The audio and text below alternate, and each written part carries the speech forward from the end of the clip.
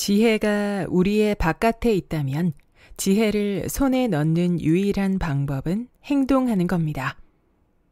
안녕하세요. 따뜻한 책 한 잔입니다. 우리는 매일 수많은 정보를 접하며 살아갑니다. 어떤 건 이미 알고 있는 익숙한 내용일 수도 있고, 또 어떤 건 와, 이거 정말 좋다 하고 감탄이 나올 만큼 나에게 도움이 되는 정보일 수도 있죠. 하지만 아무리 좋은 정보라도 내가 직접 실행하지 않는다면 그건 결국 머릿속을 스쳐간 하나의 생각으로만 남고 맙니다. 진짜 지혜는 이렇게 생겨납니다. 바로 행동 속에서만 얻을 수 있는 것입니다. 아무리 좋은 책을 읽고 멋진 강연을 들어도 그중 단 하나라도 직접 해보지 않는다면 우리 삶은 달라지지 않죠.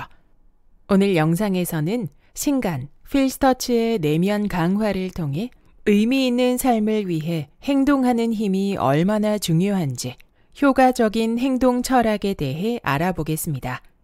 지금부터 책 속으로 들어가 보겠습니다. 내게 필요한 모든 것은 행동할 때 알게 된다. 1980년대 초에 웰리스 커뮤니티라는 아주 특별한 공동체가 탄생하는 걸 목격했습니다. 이 독특한 기관은 생명을 위협하는 질병에 걸린 사람에게 일절 비용을 받지 않고 심리적 지원을 제공했어요. 대부분의 위대한 것이 그러하듯이 이 공동체도 몇 사람이 방에 둘러앉아 이야기를 나누다가 시작되었습니다. 공동체의 구성원은 처음 아이디어를 발안한 해럴드 벤저민과 암 생존자를 치료한 경험이 있는 심리치료사 5사람이었어요. 50대 남성인 해럴드는 부동산 변호사로 대성공을 거두어서 현업에서 이르게 은퇴하고 그 뒤로는 선행에 전념하고 있었어요. 해럴드가 치료사들을 불러 모아서 웰리스 커뮤니티를 어떻게 만들면 좋을지에 관해 조언을 부탁했어요. 해럴드는 긴장을 놓지 못하는 성격이었고 때로 거칠었으며 정식으로 심리학 교육을 받은 적은 없었습니다.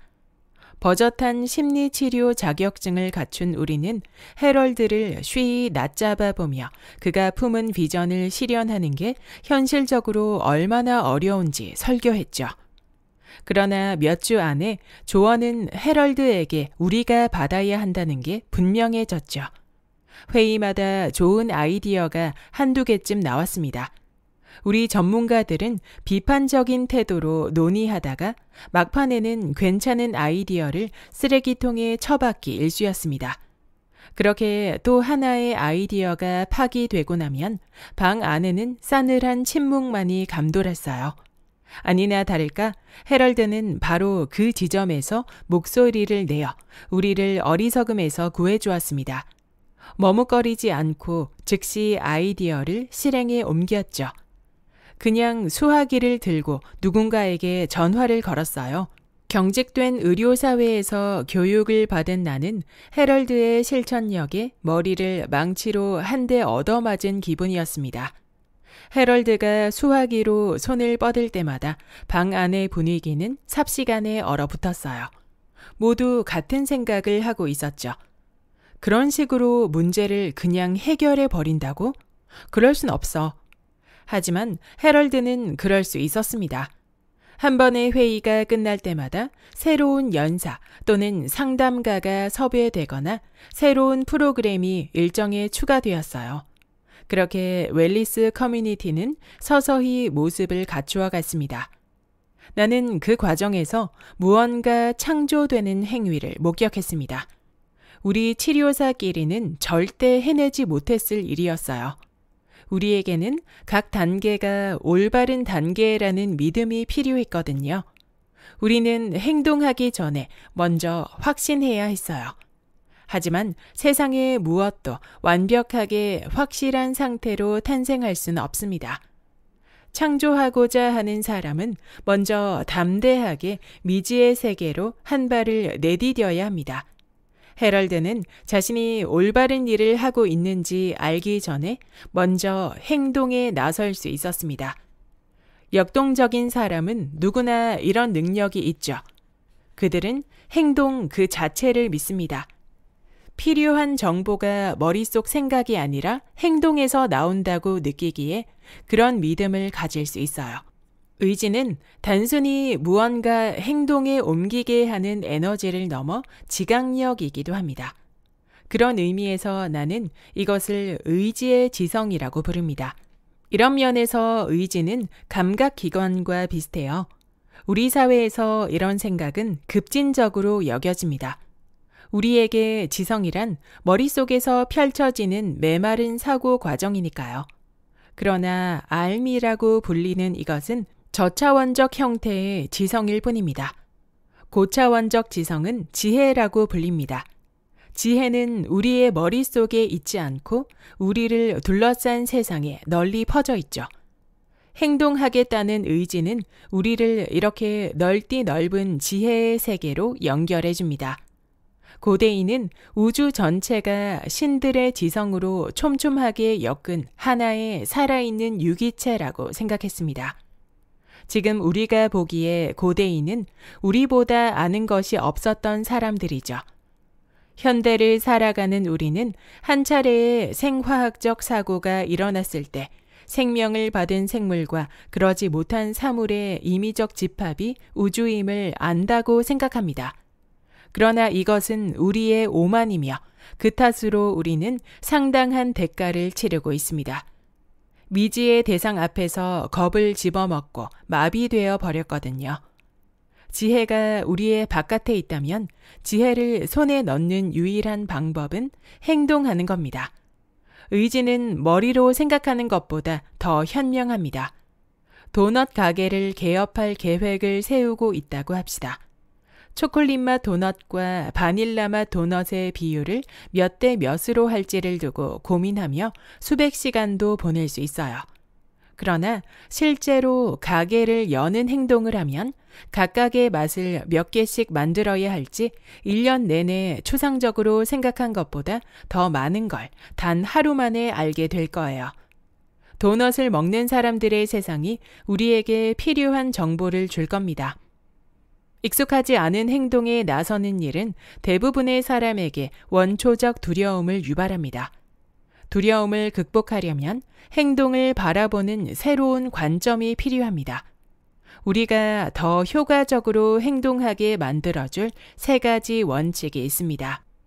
속도.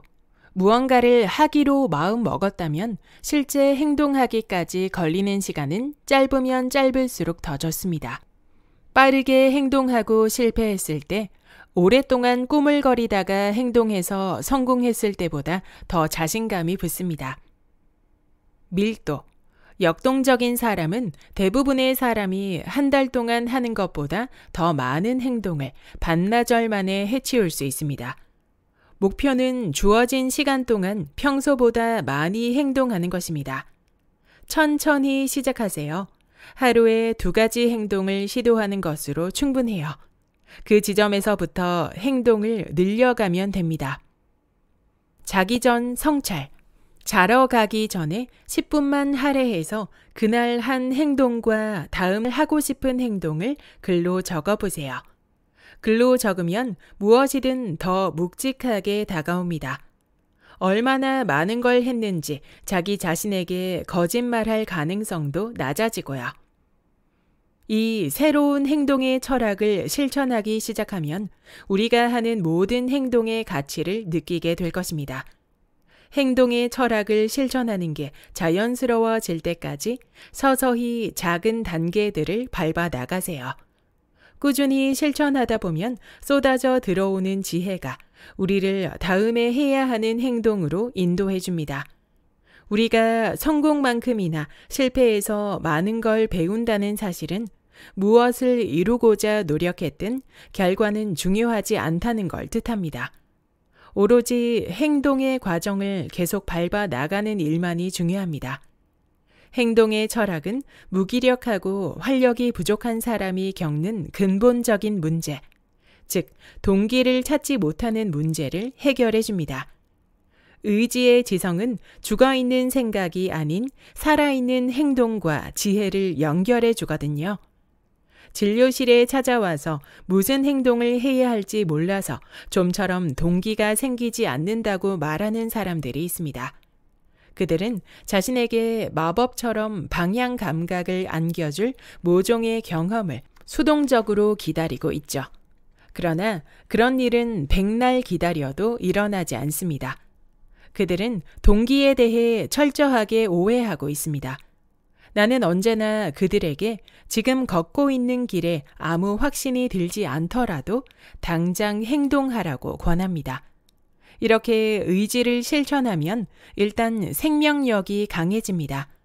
우리가 새로운 방향을 찾도록 도와주는 건 이성적 사고 능력이 아니라 생명력 그 자체예요. 생명력이 자체적인 지성이 있는 지각력이라는 생각은 우리에게 낯선 개념입니다. 하지만 한번 생각해 보세요.